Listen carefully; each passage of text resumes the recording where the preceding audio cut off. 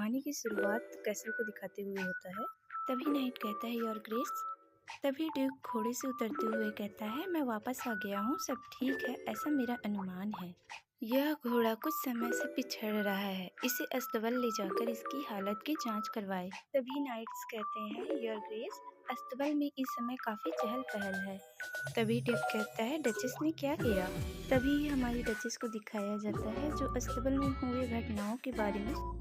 अस्तबल के कर्मचारी डचेस से कहते हैं पेल अस्तबल का प्रभारी बनने के लायक नहीं है। तभी दूसरा वर्कर कहता है अरे तुम्हें ऐसा नहीं कहना चाहिए। तभी वह कहता है हटो, मुझे जो कहना होगा मैं कहूँगा। योर ग्रेस कृपया मेरी बात सुनिए।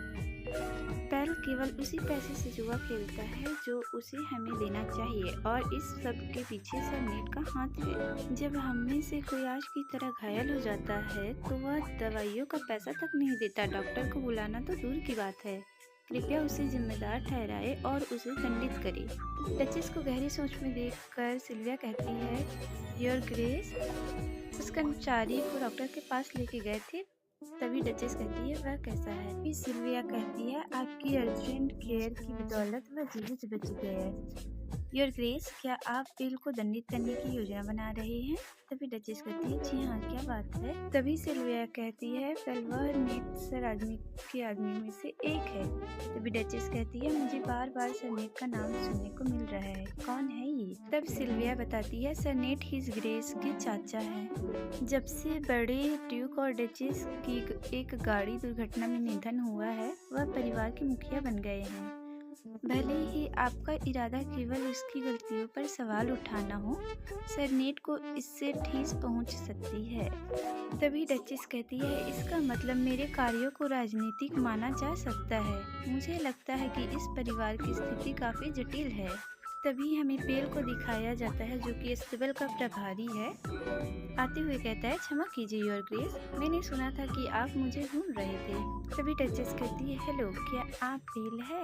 तभी पेल सोचता है एक बर्बर के लिए कितना सुंदर चेहरा है। मुझे लगता है कि सभी बर्बर लोग बदसूरत नहीं होते हैं, फिर भी वह ड्यूक द्वारा अपेक्षित डचेस के अलावा और कुछ नहीं है। तभी पेल कहता है हाँ मैं ही पेल हूँ, डचेस ने मुझ जैसे आम आदमी को क्यों बुलाया है। फिर डचेस कहती है मैंने आपको आपके द्वारा तैयार की गई बजट योजनाओं पर चर्चा करने के लिए बुलाया है। अस्तबल का बजट बहुत अधिक है। आपने पुरानी सुविधाओं की मरम्मत के लिए भी सोने के सिक्के लिए हैं, लेकिन अस्तबल के कर्मचारियों ने कहा कि मरम्मत के लिए पर्याप्त धन न होने के कारण उनके वेतन में कटौती की गई थी। क्या आप कृपया इसका स्पष्टीकरण दे सकते हैं। तभी पेल कहता है यकीनन आपको यह नहीं लगता होगा कि मैंने वह पैसा अपने लिए ले लिया है ना।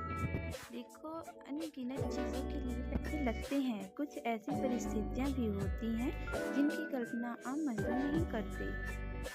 आपके यहाँ के लोग जटिल गणनाएं नहीं करते हैं, इसलिए मैं समझ सकता हूँ कि आप इससे अपरिचित क्यों हैं। तभी लेला कहती है अरे डचेस से इस तरह बात करना ठीक नहीं है। तभी पेल कहता है मैं अभ्यस्त होने की कोशिश नहीं कर रहा था, लेकिन आप जानते हैं बशर तो केवल तीरंदाजी और इस तरह के कारनामों के लिए ही जाना जाता है, इसलिए स्वाभाविक रूप से आपको संख्याओं के बारे में जानकारी नहीं होगी।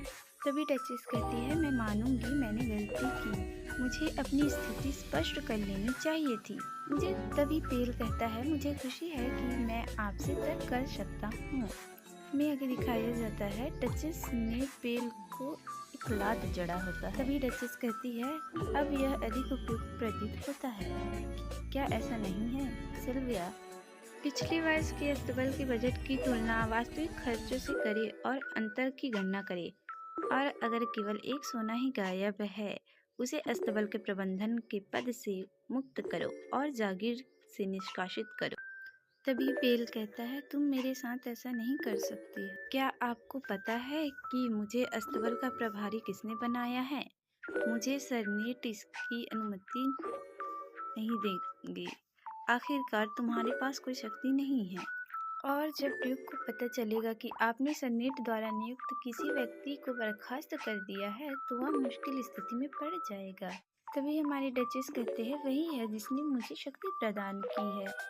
मेरा मतलब है कि इस बार इनके ड्यूक ने मुझे जागीर का प्रबंध करने का अधिकार दिया है। आप मुझे कठपुतली समझते होंगे जिसे अपनी हद का पता नहीं है, लेकिन आलसी, अक्षम और अपनी हद से अनजान तो तुम ही हो। आप अपनी गलतियों पर विचार करने में विफल रहते हैं और उदंड बने रहते हैं। आप अब जा सकते हैं। सिल्विया, कृपया मैंने आपको जो कार्य सौंपा है उसे पूरा करें। तभी पेल कहता है, तुम अहंकारी बर्बर वेंच। तभी डचेस कहती है, तुमने क्या कहा अभी? तभी पेल डचेस की कॉलर पकड़ते हुए कहता है, आप कुछ भी नहीं, लेकिन एक साधारण विदेशी बर्बर मूल के हो। ड्यूक ने तुम्हें इसलिए शरण दी क्योंकि उससे ऊपर वाले ने तुमसे शादी करने से इनकार कर दिया था, और फिर भी आप असली डचेस की तरह व्यवहार करती हैं। तभी सिल्विया और लैला कहती है, क्या तुम पागल हो? तभी डचेस कहती है, लैला रुको। तभी आगे पेल कहता है, मुझे लगता है कि उससे के दिल में इतनी हिम्मत नहीं थी कि वह अपनी दुल्हन को यह बता सके कि उसके यहाँ पहुँचने से पहले ही उसे अस्वीकार कर दिया गया था। मैं आपको बताता हूँ कि आपकी शादी ड्यूक से कैसे हुई, मौलिक रूप से।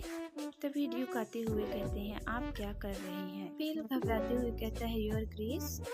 आगे ड्यूक कहता है, मैंने आपसे एक प्रश्न पूछा, क्या आपकी बात समाप्त हो गई है?